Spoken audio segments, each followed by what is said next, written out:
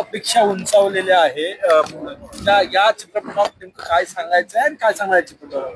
बघा, देऊळबंद 2 या चित्रपटात जे सांगायचंय ते मागचे 20 दिवस संपूर्ण महाराष्ट्राने अक्षरशः डोक्यावर घेतलेले. अवघ्या पहिल्या 11 दिवसात 50 कोटीचा टप्पा पार पाडून आता चित्रपट 75 कोटीच्या आसपास येऊन थांबलाय अवघ्या 20 दिवसात. त्यामुळं मला चित्रपटातून जे सांगायचं होतं ते महाराष्ट्राने अक्षरशः डोक्यावर घेतलंय. शेतकऱ्यांची आत्महत्या थांबवण्यासाठी किंवा एकंदरच आत्महत्या हा विषय थांबवण्यासाठी अनेक प्रयत्न केलेले आहेत. प्रयत्न चालू आहेत, चालू राहतीलही.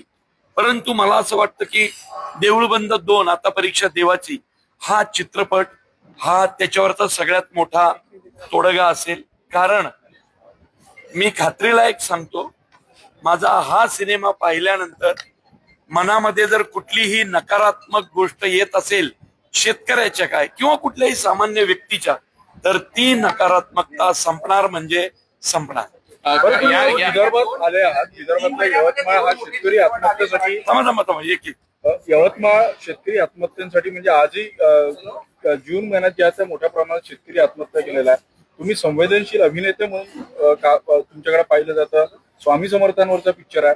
त्या पिक्चरच्या कमाईतून काही मदत त्या शेतकऱ्यांसाठी करण्याचा काही विचार तुम्ही केलेला आहे? काही मदत असं नाही. चित्रपटाचं शूटिंग गेल्या वर्षी सुरू असताना मराठवाड्यात दुष्काळ आला होता. त्यावेळी आम्ही ताबडतोब मी स्वतः निर्माती कैलास वाणींना विनंती केली की बाबा महाराष्ट्रात काहीतरी एवढा ओला दुष्काळ आहे, मी इकडे काही शूटिंग करत बसणार नाही, तर मला मराठवाड्यात जायचंय. आणि मग मी स्वतःचं मानधन प्लस निर्मात्यांनी भरपूर देऊन मी तिथल्या तिथं बहुधा त्यावेळी 19,60,000 रुपये जमा केले होते आणि मी ते वाटले सगळ्या त्या शेतकऱ्यांची जी मुलं पुण्यात शिक्षण घेत होते त्यांना. आणि या सिनेमाचं काही मी आधीच घोषणा केली आहे, म्हणजे खूप बिझनेस करे की केलाय म्हणून नाही, चित्रपट रिलीज व्हायच्या 10 दिवस आधीच केली होती ना घोषणा. या चित्रपटातून आमच्या निर्मात्यांचा जो काही खर्च झालाय, पब्लिसिटी, प्रोडक्शन, या सगळा जाऊन जो प्रॉफिट उरेल, म्हणजे आता तर खूप प्रॉफिट आहे, जो प्रॉफिट उरेल त्यातला रुपया आत्महत्याग्रस्त शेतकऱ्यांच्या मुलांच्या शिक्षणासाठी देऊन टाकणार. हा चित्रपट आपण आधी मकरंद सरांसोबत करणार होता, मग स्नेहल मॅडम सोबत झाला चित्रपट. तर हा विषय तर फार गंभीर आहे, वास्तववादी विषय आहे. तर भविष्यात मकरंद ऑलरेडी या विषयावर काम करतच आहे. तर त्यांना घेऊन या विषयावर आणखी एक चित्रपट बघायला मिळतील का नाही? मकरंद सरांबरोबर जेव्हा चाललं होतं ती गोष्ट आहे 9-10 वर्षांपूर्वीची.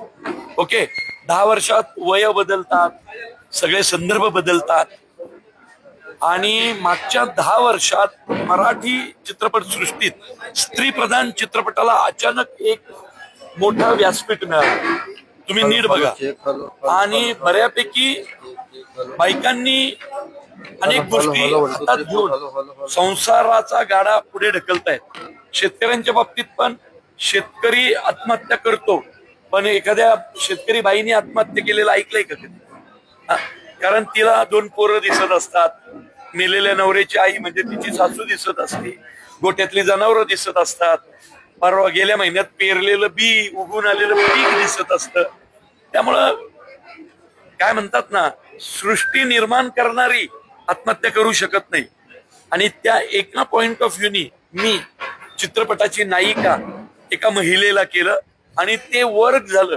कदाचित सिनेमा जो 100 कोटीच्या दिशेने चाललाय त्याच्यात एका महिलेला चित्रपटाची हिरोईन करणं हा महत्वाची धागा ठरलाय.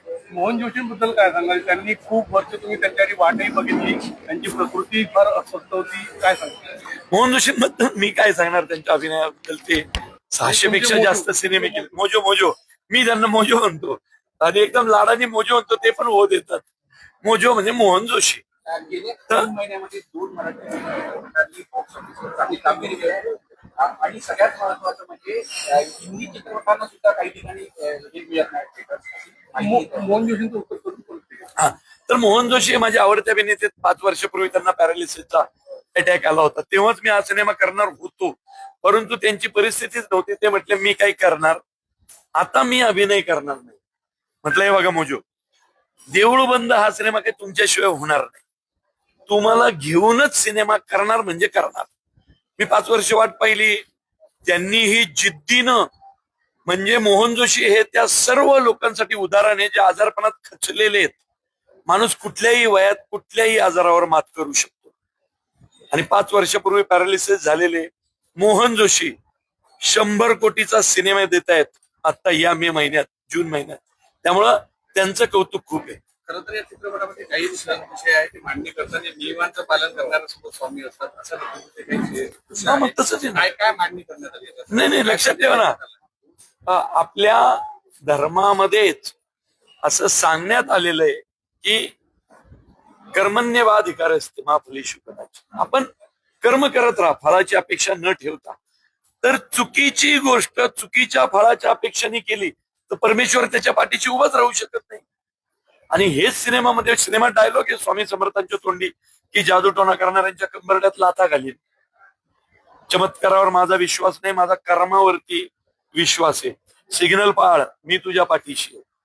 दारू सोड, मी तुझ्या पाठीशी आहे. तर या गोष्टी देवाच्या तोंड, आणि सेम आता सांगितलंय आत्महत्या सोड, मी तुझ्या पाठीशी. कसं आहे माहितीये का, सगळे उपाय थकल्यानंतर मोठमोठे डॉक्टर सुद्धा परमेश्वरासमोर हात जोडतात की नाही. इतके वर्ष प्रत्येक सरकार आलेलं इतकं प्रयत्न करते हो. कुठल्या सरकारला वाटलंय का आजपर्यंत शेतकरी मरावा?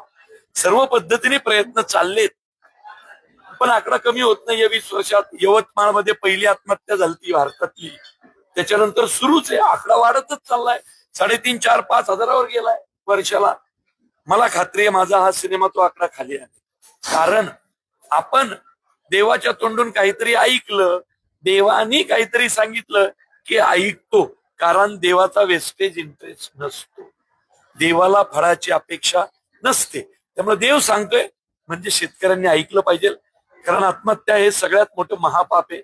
आत्महत्या करणाऱ्याला पुनर्जन्म मिळत नाही आणि त्याची सुटकाही होत नाही. तो लटकत राहतो, तो अडकतो. हे आम्ही शेतकऱ्यांपर्यंत पोहोचवण्याचा प्रयत्न